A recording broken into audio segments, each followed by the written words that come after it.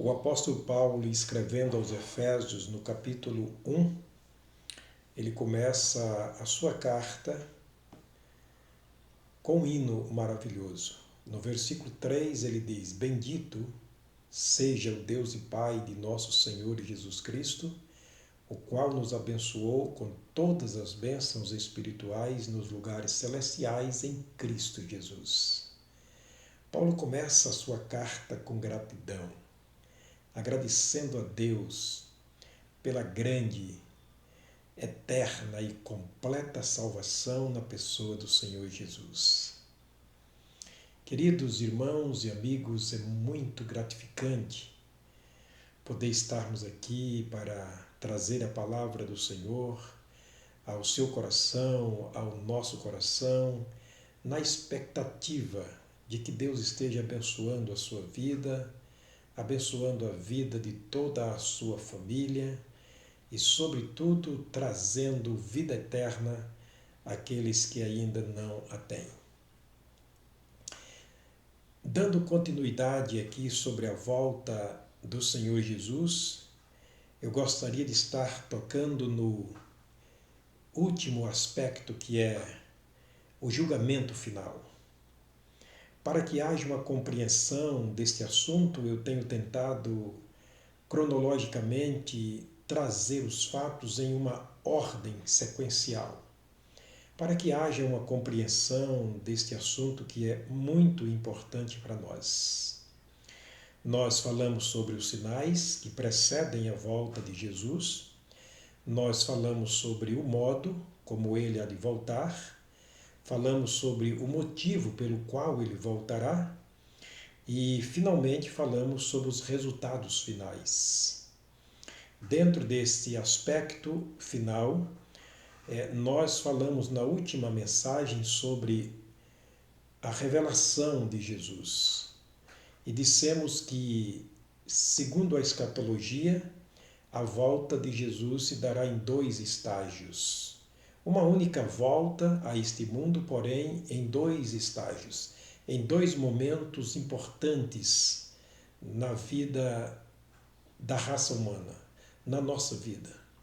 No primeiro momento, ele veio para arrebatar a igreja, levantou do meio da igreja os salvos, do meio das nações vivas, dos povos, nações, tribos e línguas, todo aquele que recebeu o Senhor Jesus como Salvador pessoal durante o tempo da graça, foi arrebatado, foi tirado do meio para encontrar o Senhor nas nuvens e assim estará com ele para sempre.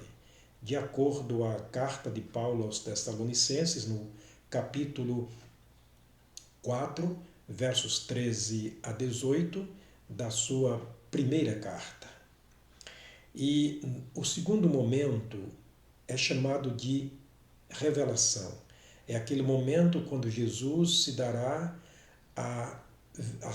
ou se permitirá ser visto, quando ele virá para todos aqueles que estão sobre a terra vê-lo assim como ele é, vindo numa nuvem com seus anjos, com grande poder, cercado de arcanjos, e a Bíblia diz que naquele momento ele se revelará pessoalmente ao mundo inteiro, levando em conta que no primeiro estágio, no arrebatamento, ele não se permitiu a ser visto por ninguém a não ser pelos salvos. Por isso é o arrebatamento. E a revelação é o momento quando ele se deixará ser visto, porque ele virá e todo olho há de vê-lo, assim como ele é. E Mateus escreveu sobre este assunto usando as palavras do próprio Jesus, mas eu quero tocar ainda no assunto que nós falamos na última mensagem sobre a grande tribulação. Porque depois do arrebatamento dos salvos, obviamente, a Bíblia deixa muito claro que o mundo, as nações vivas, todos os povos passarão por uma grande tribulação. E depois, no final da grande tribulação, aí então sim, haverá revelação. Quer dizer, o Senhor Jesus se revelará para todas as nações vivas. Está escrito em Mateus capítulo 25, aliás, capítulo 24, gostaria de ler para o irmão e amigo, especialmente o verso 31. Aliás, versículo 21 é uma repetição daquilo que nós já lemos nas mensagens anteriores. Porque haverá então grande tribulação, como nunca houve desde o princípio do mundo até agora, nem tampouco há de haver. Nas palavras de Jesus, então haverá, logo após o arrebatamento da igreja, se dará o início de uma grande tribulação para aqueles que ficarem na terra. O verso 25 do capítulo 24 de Mateus, Jesus disse: E logo depois da aflição ou tribulação daqueles dias, o sol escurecerá, e a lua não dará a sua luz, e as estrelas do céu cairão, e as potências, os poderes dos céus serão abalados. O verso 30 ele diz: Então aparecerá no céu o sinal do Filho do Homem, e todas as tribos da terra se lamentarão e verão o Filho do Homem vindo sobre as nuvens dos céus com poder e grande glória. Este é o momento, o grande momento esperado pelo mundo, especialmente por Israel, a manifestação do Senhor Jesus. Se você continuar lendo, chegando no capítulo 25, você vai ver que a partir do verso 31, a Bíblia diz que Jesus, vindo, assentar-se-á no seu trono, e ele reunirá as nações diante de si. Obviamente haverá ali uma seleção. Israel será colocado à sua mão direita, as nações perdidas à sua mão esquerda, e ele diz que separará uns dos outros como o pastor separa os bodes das ovelhas. E ele dirá então a Israel: Vinde, benditos de meu Pai, possuí por herança o reino que vos está preparado desde a fundação do mundo. Naquele momento, Deus então estará elegendo Israel e cumprindo uma palavra de predestinação e de eleição para Israel desde a fundação do mundo. A nação santa, a nação escolhida por Deus. Levando em conta que João, capítulo 1, versículo 11, diz que Jesus veio para Israel, mas Israel não recebeu. Mas a todos quantos o receberam, deu-lhes o poder de serem feitos filhos de Deus, a saber, aos que creem no seu nome. Está falando de nós, os gentios, que fomos salvos, estamos sendo salvos pela graça. Naquele momento, Deus fará uma separação entre Israel, a nação santa, as nações perdidas, para que ele comece então o seu reinado aqui na terra. E naquele momento ele dirá então aos que estiverem à sua esquerda, verso 46, Apartai de mim, malditos, para o fogo eterno, preparado para o diabo e seus anjos.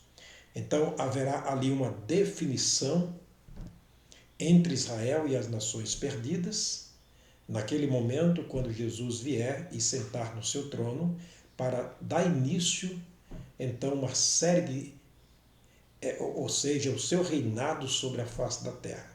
Porém, querido, é interessante notar que, antes deste momento, a Bíblia fala sobre a grande tribulação. E é nesse ponto que eu quero tocar nesta mensagem, mostrando para o querido amigo, para o querido irmão, para você que é salvo, a fim de que a sua esperança seja reforçada, seja aí animada, reavivada, certo? E para você que ainda não é salvo, possa encontrar essa esperança em Cristo, correndo para os seus braços ainda hoje, enquanto há tempo, e se livrando deste momento de grande tribulação. A característica da tribulação está descrita no Apocalipse. João, numa visão, é claro, dada por Deus, lá na ilha de Patmos, ele escreveu tudo sobre aquilo que vai acontecer no futuro. Aliás, Apocalipse quer dizer revelação. Deus revelou antecipadamente a João tudo aquilo que vai acontecer no futuro. Muito embora alguma coisa ele não revelou e não permitiu que João escrevesse, mas disse: sela, porque isto está determinado para o fim dos tempos. Então nós vamos começarmos aqui uma sequência de acontecimentos escatológicos que virão sobre as nações perdidas durante o tempo da tribulação, da grande tribulação. E finalmente queremos ver como tudo isso vai terminar. É claro, você sabe que tudo isso vai terminar num grande julgamento. Tocaremos no final da mensagem. Nos capítulos 7 e 8 do Apocalipse, João fala sobre a abertura de 7 selos. Obviamente algo que está oculto, escondido, que nunca foram vistos aos olhos humanos, nem percebido, nem ouvido pelos nossos ouvidos, os nossos corações nunca sentiram. Naquele momento serão revelados algo que está em segredo até o momento, e os 7 selos se encarregará então de estar, por assim dizer, abrindo o leques para que a gente possa ver aquilo que nunca viu. Se lembra que João, escrevendo as 7 cartas, no capítulo 4 ele diz que, num dado momento, quando ele termina a sua missão, ele ouve uma voz nos céus e como que uma trombeta soando, e a voz dizia: sobe aqui, e daqui eu te mostrarei as coisas que em breve devem acontecer. Então de lá estaremos vendo os 7 selos sendo abertos e os segredos de Deus sendo escancarados agora para todas as nações. Não te garanto que será coisa boa. A Bíblia Sagrada nos revela algumas coisas que irá acontecer, porque trata-se de uma grande tribulação, como nunca houve desde que há gente sobre a terra, nem depois de nós haverá outro episódio semelhante. Em segundo lugar, haverá então o toque de 7 trombetas. Nos capítulos 8, ou seja, no capítulo 8 e versículos 6 a 11, até o versículo 19 do capítulo 11, então se ouvirá e se verá o toque de 7 trombetas. Sempre repetindo o número 7, simboliza ou mostra a perfeição de Deus, a perfeição da obra de Deus. 7 selos, 7 trombetas, e naquele momento do toque das trombetas, o mundo será abalado. O mundo será abalado e angustiado pelos acontecimentos que começarão a acontecer naquele momento. Cada toque será um anúncio, o que a Bíblia chama de ai. Então, naquele momento, o mundo começará a ser sacudido, o mundo começará a ser abalado, atormentado pelos acontecimentos que surgirão desde os 7 selos abertos. São os juízos de Deus em forma de castigo para o mundo perdido. Entre estes eu gostaria, esses sofrimentos ou esses ataques que acontecerão sobre a face da terra, eu gostaria de tocar apenas um deles, porque o tempo não permite para falarmos sobre todos eles. No capítulo 9, a Bíblia diz que quando o anjo descer dos céus e tocar a sua 5ª trombeta, então o anjo descendo dos céus, ele terá o poder e a chave em sua mão para abrir o grande poço, a grande fornalha, e ele abrirá a fornalha. E segundo João, da fornalha saiu um grande fumaceiro que nublou praticamente o universo, escureceu o sol e o ar. E daquela fumaça saíram gafanhotos. Mas não foi assim alguns gafanhotos. A Bíblia diz que saiu gafanhotos para cobrir toda a terra. Mas não era também um gafanhoto comum como aquele que você e eu estamos acostumados a ver. É uma determinação de Deus para atormentar os homens que estão sobre a face da terra. Mas também não é para atormentar os homens através de o vê-lo comendo as folhas das árvores, das plantas, não. A Bíblia diz que eles virá com uma determinação. Não poderá fazer dano à erva do campo, nem folha verde alguma, mas sim atormentar e alimentar-se da carne dos homens durante 5 meses. A Bíblia diz que a semelhança deles é como escorpião.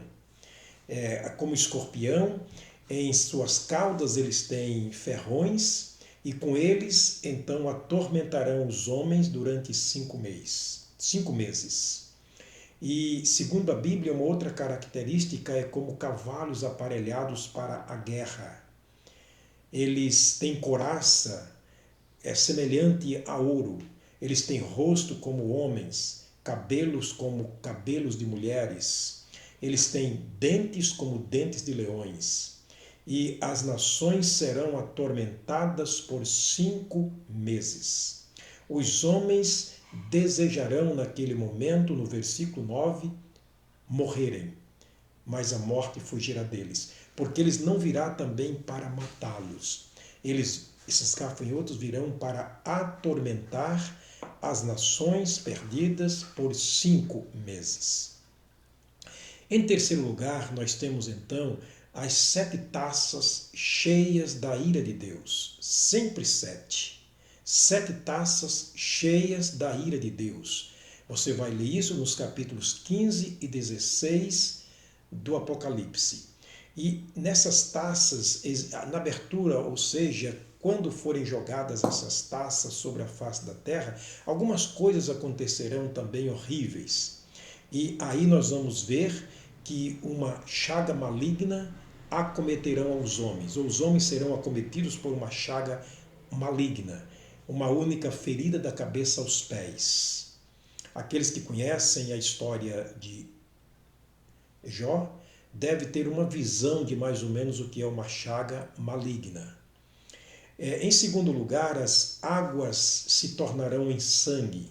Todas as águas do ambiente, da face da terra, se tornarão em sangue, ninguém poderá beber. O sol abrasará os homens com um calor intenso e agoniante, escaldante.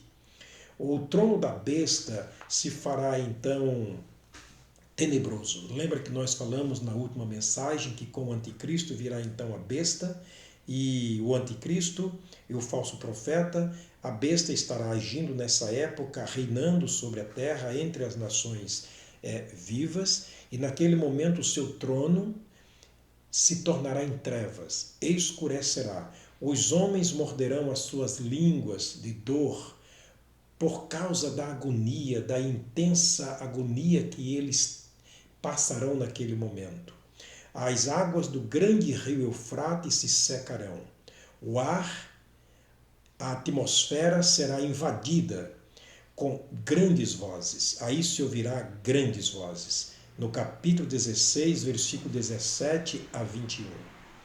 E, em quarto lugar, nós teremos então a vitória, a grande vitória do Senhor Jesus, o Cordeiro de Deus, sobre o anticristo, a besta e o falso profeta. E, é claro, também sobre Satanás. Versos 19, o capítulo 19, versos 11 a 16. E naquele momento, quando o Senhor Jesus vier como vitorioso, existirá então a prisão de Satanás. Jesus não poderá reinar neste mundo com Satanás em liberdade. Ele porá então Satanás em prisão durante 1000 anos. Capítulo 20, versículo 1 e 2, versos 7 e 10, você pode conferir na sua Bíblia. Logo após a grande tribulação sobre as nações, então Jesus virá. Então Jesus se assentará no trono para julgar as nações vivas. Querido, é muito claro quando a gente olha a sequência escatológica dos fatos acontecendo, é o que a Bíblia Sagrada nos ensina. É por isso que Jesus chamou de uma grande tribulação, como nunca houve no passado, nem haverá na nossa vida. É uma tribulação ímpar, sem comparação, sem dimensão. Portanto, aqui alguns fatos, assim ligeiramente mostrado na Bíblia Sagrada, nós compilamos bastante aqui, porque o assunto é muito longo, mas você pode aproveitar o momento que está em sua casa, pegar a sua Bíblia e começar a ver os capítulos aqui citados, os versículos em todo o Apocalipse, e você terá uma visão maior daquilo que Jesus chamou de uma grande tribulação. Terminando a grande tribulação, segundo a Bíblia Sagrada, então aparecerá no céu o sinal do Filho do Homem. E o que a Bíblia Sagrada nos fala sobre este assunto é interessante. Ele virá para julgar agora as nações vivas. Vai ser o último momento das nações vivas neste mundo, o julgamento. Aquele momento de prestação de contas diante de Deus por tudo aquilo que fizemos na nossa vida. É claro que os salvos não estarão aqui, porque pela ocasião do arrebatamento foram eles arrebatados. As pessoas salvas que estarão aqui, é claro que entre elas Israel vai estar aqui, porém livres, totalmente livres da condenação eterna. Esse julgamento último não se trata da presença de Israel como condenado, como vítima. Não. E a Bíblia Sagrada diz em Atos capítulo 17, verso 31, que Deus já marcou um dia em que com justiça ele vai julgar o mundo. E ele deu certeza disto, ressuscitando Jesus dentre os mortos. Se ele ressuscitou, se ele está sentado à destra de Deus, um dia ele voltará. Esse dia está marcado. Quando? Não sabemos. O próprio Jesus disse que o dia e a hora ninguém sabe. Nem ele, nem os anjos, mas unicamente o Pai saberá. No capítulo 12 de Eclesiastes, Salomão disse que Deus trará à luz, à justiça, toda obra, quer seja as reveladas, quer seja as escondidas. Ele trará então à luz do julgamento todas as obras dos homens. Hebreus capítulo 4, verso 13, escreveu o autor de aos Hebreus dizendo que nada está encoberto aos olhos de Deus. Antes, todas as coisas estão nuas e patentes aos olhos daquele com quem as nações terão que prestar contas. Em Daniel capítulo 2, verso 22, o profeta diz que Deus revelará o profundo e escondido, porque com ele mora a luz. Ele revelará tudo aquilo que esteve oculto até agora. Lembra dos 7 selos? Ele revelará tudo aquilo que está oculto, porque ele conhece o que está em trevas e com ele mora a luz. Então, para Deus não há problema de trazer à tona todas as obras ímpias que ímpios homens praticaram no passado, neste momento, porque tudo está escrito. Nós vamos ver no capítulo 21 do Apocalipse, eu gostaria de ler para o querido irmão e amigo o ato, os procedimentos e a sentença do juízo de Deus sobre as nações perdidas. Mediante o julgamento de Deus, ele vai sentenciar o mundo perdido. Essa vai ser o ponto de chegada. Vai ser, por assim dizer, o último passo das nações neste mundo. A última caminhada é o trono branco, o julgamento de Deus. Ali todos estarão diante dele. Apocalipse capítulo 21. Aliás, no capítulo 20, está escrito o que João escreveu naquela revelação que ele teve. Ele diz no versículo 11: E vi um grande trono branco e o que estava sentado sobre ele, de cuja presença fugiu o céu e a terra. Então, João diz, no final de tudo isto, da grande tribulação, eu vi um trono branco, um grande trono. E assentado sobre o trono estava um personagem de presença irresistível. Fugiu a terra e o céu porque não achou lugar para eles. Querido, sabe, eu fico imaginando quando Jesus veio como um menino nesse mundo, nascendo como uma criança neste mundo. Imagino quando ele se interagiu com as nações da sua época, com os povos da sua época. Aquele homem meigo, aquele homem tranquilo, aquele homem cheio de misericórdia, cheio de compaixão. E a Bíblia Sagrada diz que ele era tão dócil que chegou a ser desprezado pelas nações. O profeta Isaías diz que ele não tinha nenhum atrativo, nenhuma beleza para que disséssemos, puxa, que pessoa atraente, que pessoa interessante, a não ser o amor de Deus que ele representava, que ele era a própria representação do amor de Deus. Fora isso, ninguém via em Jesus nada mais que pudesse atrair. Neste momento, queridos, se na primeira vinda dele ele atraía as nações, você vai ver sempre Jesus reunido com nações, você vai ver sempre uma grande multidão em torno de Jesus, porque o amor de Jesus, a meiguice de Jesus, essa vida simples que Jesus teve entre nós quando ele esteve aqui, isso fazia que as multidões fossem atraídas. Certo, aquele homem bondoso, realizando milagres, realizando curas, abrindo os olhos de cegos, fazendo mortos ressuscitar, aleijados andar, surdo ouvir, mudo falar e assim por diante. Aquilo fazia que o povo se atraísse. Ele atraía multidões para ele. Agora eu imagino Jesus voltando como juiz. Lembra que 1 Tessalonicenses, no capítulo 1, a Bíblia diz, ou 2 Tessalonicenses capítulo 1, Paulo diz que Jesus voltará como labareda de fogo, para tomar vingança daqueles que não conhecem a Deus. Estará então sentado no trono o juiz. Ele não virá mais como Salvador. Ele virá como juiz. Ele não trará mais graça neste momento. Ele trará julgamento. Ele trará então a última palavra para o mundo perdido. É lamentável. Aqueles que ainda não conhecem Jesus como Salvador correm um perigo muito grande.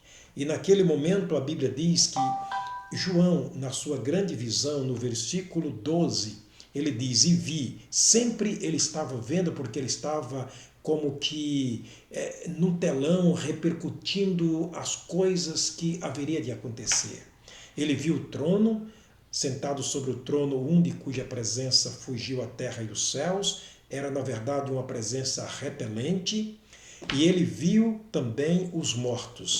Os mortos? Sim, grandes e pequenos que estavam diante de Deus. Você se lembra que nós falamos sobre o arrebatamento e ali haverá uma ordem no arrebatamento? Qual é a ordem que haverá? Primeiro a ressurreição dos mortos, que foram salvos durante o tempo da graça. Depois a transformação dos vivos salvos.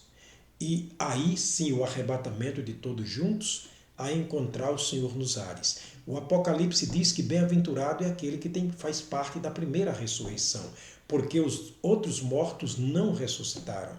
Aqueles que morreram sem Cristo desde a fundação do mundo não ressuscitaram na primeira ressurreição. Portanto, eles estão aguardando o momento certo. Aqui João diz que viu os mortos, grandes e pequenos, que estavam diante do trono de Deus. E abriu-se os livros, e abriu-se outro livro, que é o livro da vida, e cada um foi julgado segundo as suas obras. Deixamos muito claro em todas as mensagens que falamos sobre esse assunto que Jesus virá para relacionar-se pessoalmente e individualmente com as nações. Então, nesse momento, ele estará relacionando com as nações perdidas. Os mortos ressuscitaram, os vivos estarão juntos também para juntos serem julgados. A semelhança da ressurreição, da transformação e do arrebatamento de todos os salvos também será aqui, só que numa situação bem diferente, uma situação bem caótica, porque aqui estarão diante de um julgamento. O verso 11 diz: "E o mar deu os mortos que nele havia, e a morte e o inferno deram os mortos que neles havia, e foram julgados, cada um segundo as suas obras." O mar deu os mortos que nele havia. Se lembra que no primeiro episódio, no momento do arrebatamento, estou repetindo porque é muito comparativo aqui os fatos. No momento do arrebatamento, houve uma ressurreição de mortos. A terra deu conta dos corpos que ali estavam. Neste momento, a terra dará também conta dos corpos que ali estiverem. E a Bíblia diz que quando Jesus voltou nas nuvens, em 1 Tessalonicenses capítulo 4, ele diz que aqueles que morreram em Cristo antes voltará com ele. Aqui, semelhantemente, os corpos ressuscitando da sepultura, o Espírito estará vindo do inferno, das chamas, onde estão presos até agora, até o momento do julgamento. Então alma e corpo se unirão naquele momento, e cada um será julgado exatamente do jeito que morreram. A idade para, a contagem de dias, de anos, termina com a morte. Então, em perfeito e são juízo, as nações serão julgadas diante do Senhor, porque a terra dará os seus mortos, e a alma que está nas chamas no inferno, na prisão temporária, sairá dali para estar presente o Senhor, para serem julgadas. Versículo 14 ele diz: "E a morte e o inferno foram lançados no lago de fogo. Esta é a segunda morte." Querido, na verdade, é por isso que Jesus disse que será uma grande tribulação como nunca houve. A grande verdade é que a nossa mente finita não dá para dimensionar. Aqui nós temos apenas alguns fatos que nos ajudam a compreender como será aquele momento terrível, aquele momento horrível. Você se lembra do julgamento de Jesus na cruz do Calvário? Você acha que Deus iria deixar isto barato? Não. Ele voltará para julgar aqueles que não obedeceram o Evangelho de nosso Senhor Jesus Cristo. Lembra-se, o julgamento de Jesus era a execução dele por causa dos nossos pecados. Então, naquele momento, naquela hora, todos estarão lembrados das mensagens que foram pregadas, das oportunidades que lhes foram dadas. Estarão lembrando daqueles momentos de cultos maravilhosos na igreja, aquelas reuniões, aqueles ajuntamentos maravilhosos, aqueles hinos lindos que encheram o nosso coração, a nossa mente. Muitas vão se lembrar daqueles hinos e cânticos que durante o dia você ouviu no seu carro, no seu automóvel, sei lá eu, na sua casa. Você vai lembrar dos momentos que você teve contato diretamente com a palavra de Deus, através da leitura bíblica, através de ouvir, ou através de alguém que na sua casa era uma pessoa salva. Você vai lembrar daqueles apelos que foram feitos. É verdade. Entregue sua vida a Jesus, e você demorando, resistindo, naquele momento tudo virá à tona, e aquilo será um tormento para a alma, aquilo será uma dor de consciência. Falaremos sobre isso na próxima mensagem. Mas aquilo será ou formará um grande tormento para as nações vivas. Será um momento das grandes lembranças. É naquele momento quando cada pessoa fará uma retrospectiva no tempo e vai dizer: que pena, por que eu não quis durante a minha vida? Por que que durante o tempo da graça eu apenas o rejeitei? Eu tive tanta liberdade, tanta oportunidade, mas o melhor que fiz foi rejeitá-lo. Lembrando em conta que Jesus não julgará ninguém. É a palavra que foi pregada. E a sua consciência estará condenando você mesmo. Aqueles que ficarem para o julgamento de Deus na pessoa do Senhor Jesus. Queridos, olha, no momento quando Jesus morre na cruz, diz o apóstolo Paulo aos Colossenses que o escrito de dívida que havia contra Deus nas suas ordenanças, Jesus rasgou. Então foi pago realmente ali a nossa dívida. Foi paga ali o nosso débito. E aqueles que receberam Jesus como Salvador pessoal não estarão no trono branco, porque foram julgados na cruz de Cristo os seus pecados, foram perdoados e eles serão levados no momento do arrebatamento. O resultado será catástrofe, será catastrófico.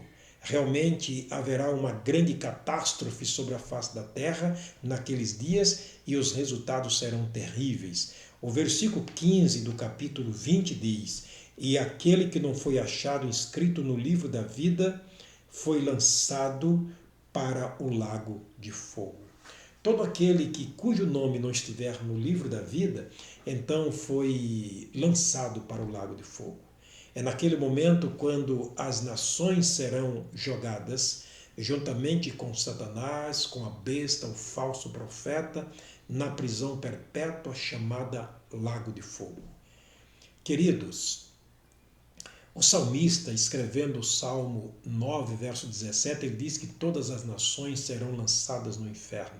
Mateus capítulo 8 diz que ali haverá pranto e ranger de dentes. Apocalipse capítulo 15 diz, e capítulo 14 diz que a fumaça do tormento sobe para todos sempre, não tem repouso nem de dia nem de noite, serão atormentados para sempre. Deus não quer que isso aconteça contigo. Deus não quer que isso aconteça com ninguém. Não. Pedro disse que Deus é longânimo. Deus é longânimo, não querendo que ninguém se perca, senão que todos cheguem ao pleno conhecimento da verdade. João capítulo 3,16 diz que ele amou o mundo de tal maneira que deu seu Filho unigênito para que todo aquele que nele crê não pereça, mas tenha vida eterna. João 5,24 disse Jesus: aquele que ouvir a minha palavra e crê naquele que me enviou, tem a vida eterna. Não entrará em condenação, mas passou da morte para a vida. Provérbios capítulo 1, verso 33, aquele que der ouvido a Deus estará seguro sem receio do mal. Romanos capítulo 8, versículo 1, nenhuma condenação há para os que estão em Cristo Jesus, que não andam segundo a carne, mas segundo o Espírito. Atos capítulo 3, verso 19, arrependei-vos e convertei-vos, para que sejam apagados os vossos pecados. Queridos, Deus faz a oferta, nós fazemos a escolha. Deus permita que você abra o seu coração. Se você não é salvo ainda, que neste momento você possa abrir o seu coração para Jesus entrar. Ele diz em Apocalipse 3,20, eu estou à porta e bato. Se você ouvir a minha voz e abrir a porta, eu entro. Não espere mais. Eis aqui agora o tempo aceitável. Eis aqui agora o dia da salvação. O Senhor te abençoe e que a maior bênção de Deus na sua vida neste dia, nesta hora, seja a salvação em Cristo Jesus, pela graça e misericórdia dele, mediante a sua fé no sacrifício do Senhor Jesus. Um bom dia, que Deus abençoe você e a sua família.